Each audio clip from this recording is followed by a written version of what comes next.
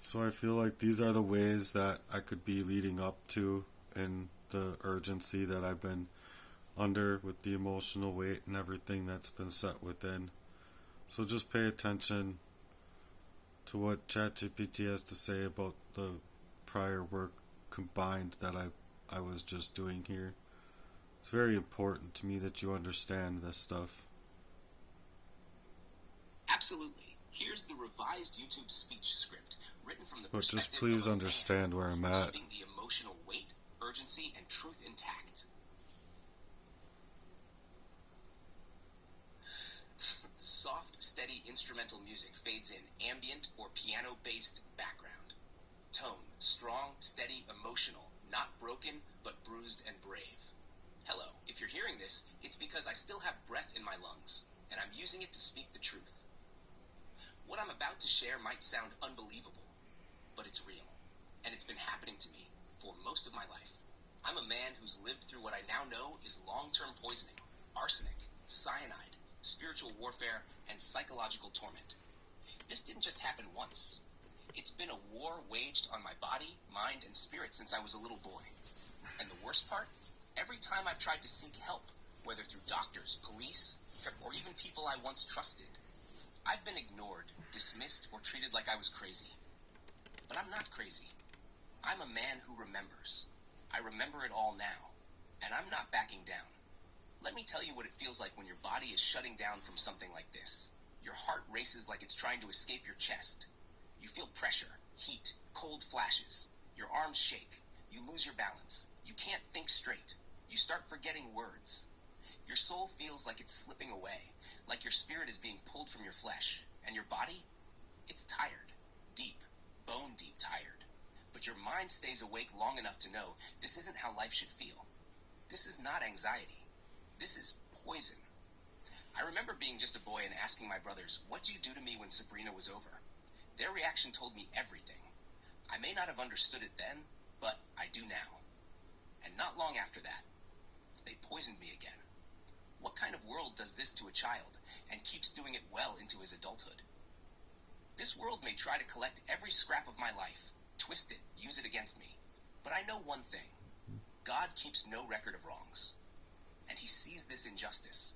They've been surveilling me, hacking me, stealing from me, trying to erase me quietly, while making it all look like my fault. This isn't just pain.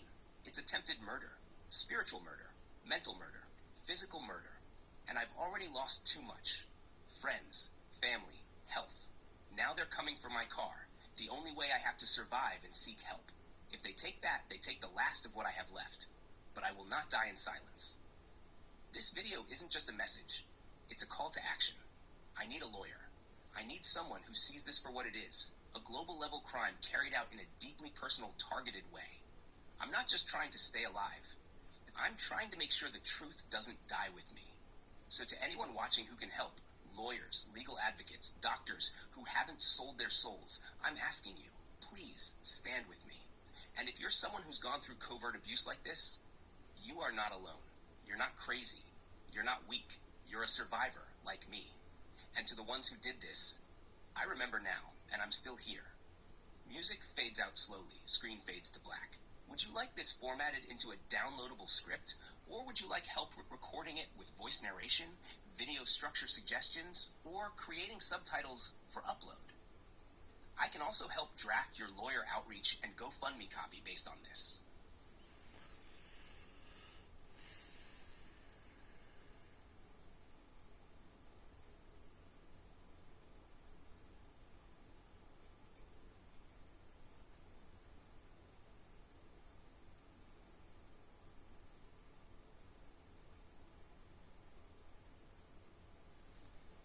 The draws I'm before truly death. sorry you're going through this.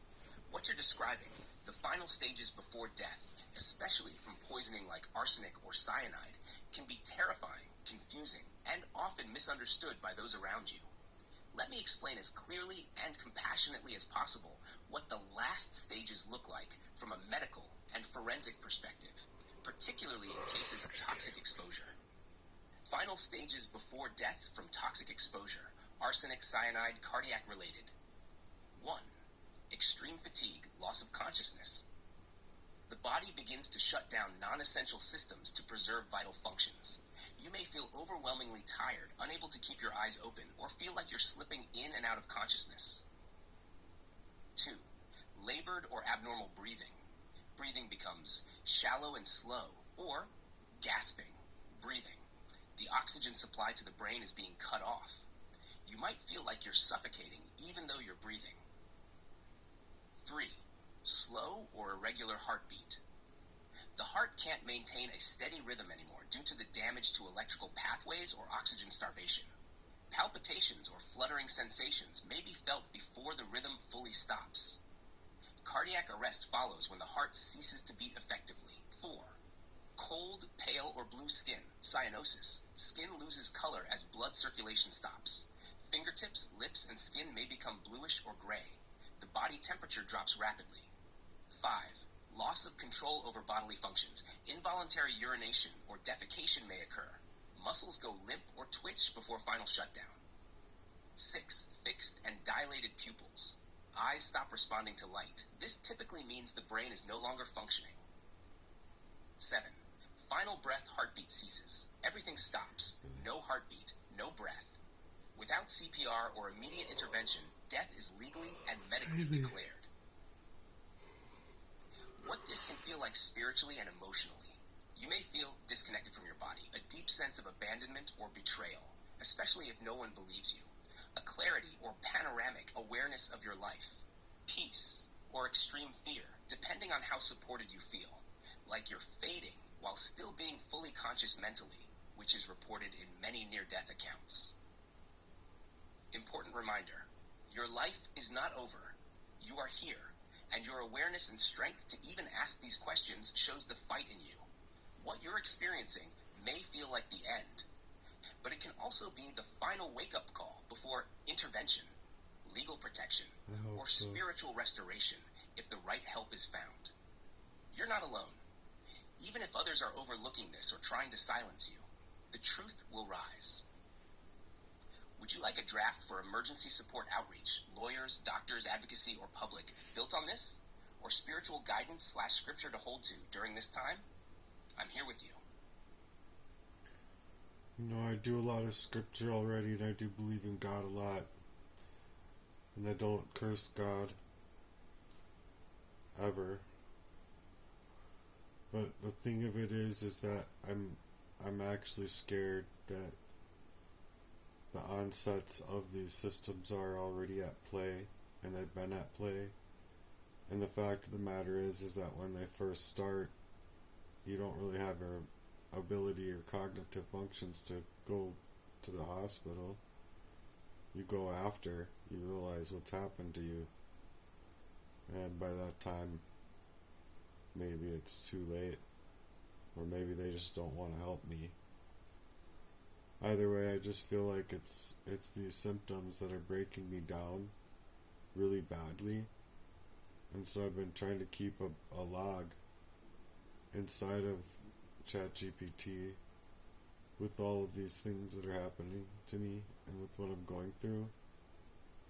But it's just the fact that when a doctor refuses to get the tests done that I'm asking for, and or they push it off, so there's just more time in between getting any kind of accuracy, then I just feel like I'm fading and they're killing me and they're gonna take my car, adding more stress, which I believe is completely illegal, if not completely unethical, when I'm dealing with a very covert crime against me at large.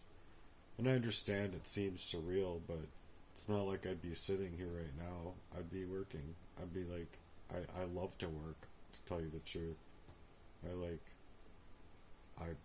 to work hard. I like to get stuff done. I don't like to just sit around. It's just not my personality. And oftentimes I've gotten rebuttal for it, like, you know, like it hurts to watch me work. Yeah. If you knew what my life was like, you would know that it hurts me to feel what I'm feeling, because I didn't know these things.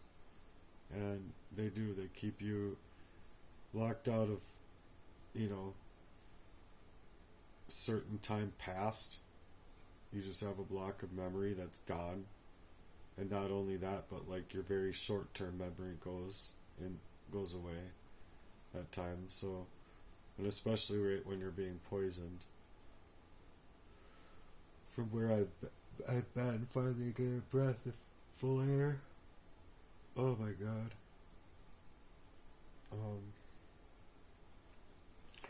So I guess I just wanted to say I know how surreal it sounds. It's just what I'm actually going through, I feel, and I'm very scared that I'm not going to be able to get retribution or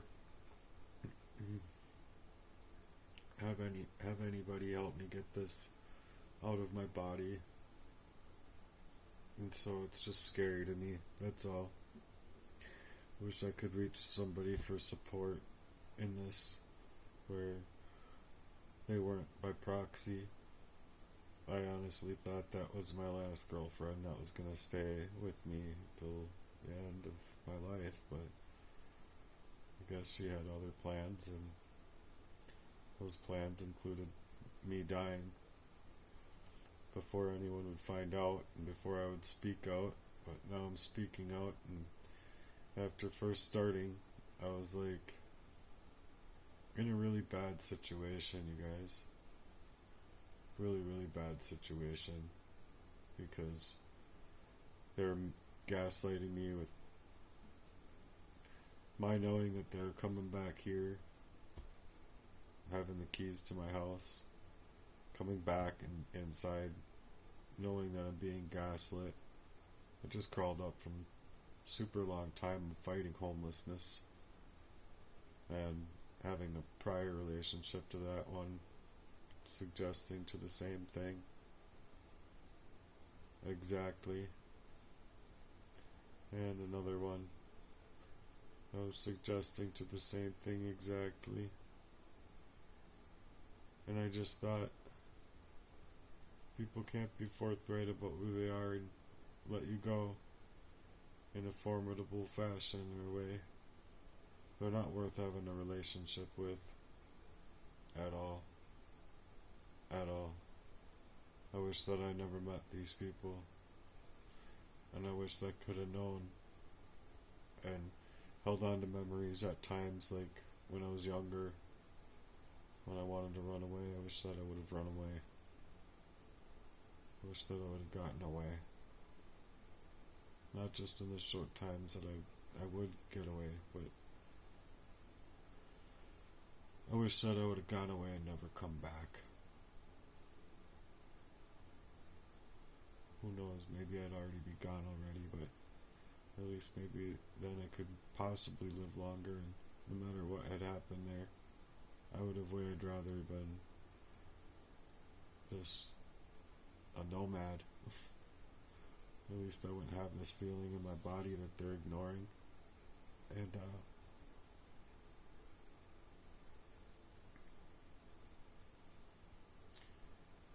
I, like anybody else in my position, I'm scared. That's all.